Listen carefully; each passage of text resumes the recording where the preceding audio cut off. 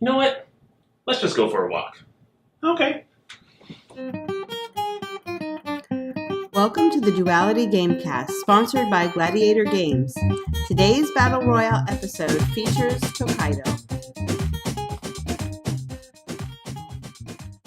Welcome to Duality Gamecast. I'm Matt. And I'm William. Today we're taking a look at Tokaido, a game for 2 to 5 players from Funforge Games. Tokaido is a game about traveling across Japan. In it, your little meeple can go to gift shops, temples, meet interesting people, take in vestiges, visit hot springs, or even go to the farm. On your turn, you're going to take your meeple, pick any spot between them and the next inn you can stay at, put them down, and take that action. In this case, let's see what interesting person I met. Ooh, this person gives me 3 coins. Then the next player can go anywhere they want, each taking the actions that are appropriate. After each player is gone, the player in the back may take another action. So in this case, blue player may either hop all the way up here to the end or just move up 1 step. Take this action, and then since they're in the back, they can go again and again. You continue like this until everybody's made to the final inn and their destination. You count up victory points and see who the winner is. Tokaido. Let's take a look at the mechanics. Yeah, for me, they're unique. I haven't played too many games that have this mechanic of, moving a meeple up as far as you want to get a cool action, and then the people behind you then can take a bunch of little actions behind you, maybe not the most optimal ones, but to get a bunch of bonuses. I know there's other games out there that do it, but this game focuses entirely on this. That's what the whole point is. It's very clean, it's very simple, it's not hard to keep track of, and it just flows. Everyone just takes their turn and it keeps moving. I enjoy it because it's relaxing, kind of like the theme of just strolling across Japan. How about you? Yeah, I like it a lot. Would you call this a worker placement game? More like worker walking game? Walking. I mean, I think it is kind of a worker placement game. You put your meeple down in a spot and something happens. There's no territorial issues in this game or resource generation in this game, really. It's literally moving through Japan, and you're just going through one time normally. There are a couple nice little extras. Every player has their own player role. It has some special little ability, so your game can be different each time. And it does, like a lot of good worker placement games, have that little bit of agony from someone taking the spot that you were planning to take or you needed to take because there's set collection in this game. And there is, a variety of ways to get your victory points. You can donate money at temples. You can buy cool things at the store. You can get gold from the farmers. You can get the best food at the inn. We did want to talk about the sightseeing. This is like what really builds into the theme, I think, is some of the spots on the board are literally just taking in a beautiful vista. And the idea, I think, is your traveler is painting a picture of that vista as they travel. And so you've got these little cards worth victory points, which each one represents part of a vista, so you get the set collection thing going. And there's more complicated ones. Mm-hmm. So you can time it out where you're trying to complete all of them, or maybe you're just going to work on one of those while you work on other strategies.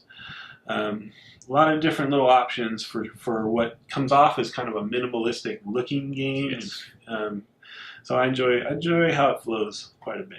The one thing that, for me, what is kind of a stickler is this has a victory point track on it, but at the end of the game, you can count up your victory points by all the cards you have in front of you. Yeah. So because on your turn you're always generating little victory points, I found that we tend to miss it on the track, and at the end of the game we have to recount everything we have anyways. So the track is, like, now I stubbornly don't even want to use it anymore because you can just count at the end of the game and you can kind of spot check whenever you need. So for me, that was one mechanic of it that I've seen in a few other games where they kind of have a tracking point tracker that you don't need. It's almost just an extra thing, an extra mechanic, especially for a game that's so minimalistic and so simple and so clean, to have, even though it seems like tracking victory points isn't that hard of a thing, it seems like it's always something that gets gummed up when we play. Yeah, I think last time we played, we just didn't just trashed it, yeah. Yep, good point. One of the big selling points, I think, for Tokaido is components and art. What do you think? They're beautiful. The art itself is this really nice, minimalistic. The board has some design on it, but it's very light. Everything's faint. It's really easy to see everything. It's all about the icons for the different actions you can take, and they're all bright, nice colors. At the same time, though, this has, even though I said bright, it has kind of a pastel, calm art aesthetic to it, or color palette. And it goes even on the player boards, the actions you can take on the board, and even the victory point tracker here. It's all this nice, light, calm. It feels like you're out for a stroll. And so I like that. Overall, component quality, it's mostly cards. They're the smaller cards. But for this game, it works fine. You aren't shuffling or anything with them, so that's not a big deal. The player boards are nice and big, which is kind of neat. There's a lot of space taken up here, again, just for this art aesthetic, because your player ability is about this big. You can put a little token in it to show what color you are. But most of this is just to give you that extra little bit of feel. This game, I feel, is all about the art and aesthetic. So for me, it's good. Matt? I like it a lot. I got to think that these publishers were taking a gamble with how they went with this minimalistic approach. But it works. You get a great sense of moving across a map, and all the art is extremely evocative of this sort of elegant feudal Japanese, probably not very realistic, but idealistic feudal Japanese environment with beautiful vistas and interesting travelers and, the native foods and things you can buy at the shops and things. Love the art, love how it worked with the graphic design. Like you said, component quality overall is really good. Don't get angry at the little cards because we don't have to do anything with them except set them down, so that's fine. One little component bit, and we touched on this victory track in the mechanics section. It comes with these tiny, tiny little markers for each person's color to move across this victory track. So if we didn't already convince you that the victory track is unneeded, once you put these tiny little markers on there and they get jostled or bumped or something, you're going to forget it, don't need it. So that would be my one little nitpick, is near useless victory track with nearly unusable markers to go on it. But everything else, beautiful, well done.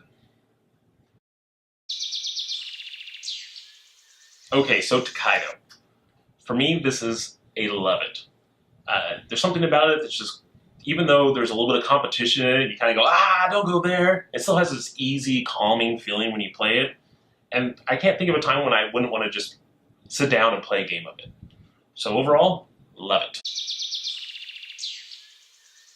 Tokaido. So, great worker placement, simplistic, beautiful theme, quality components for the most part.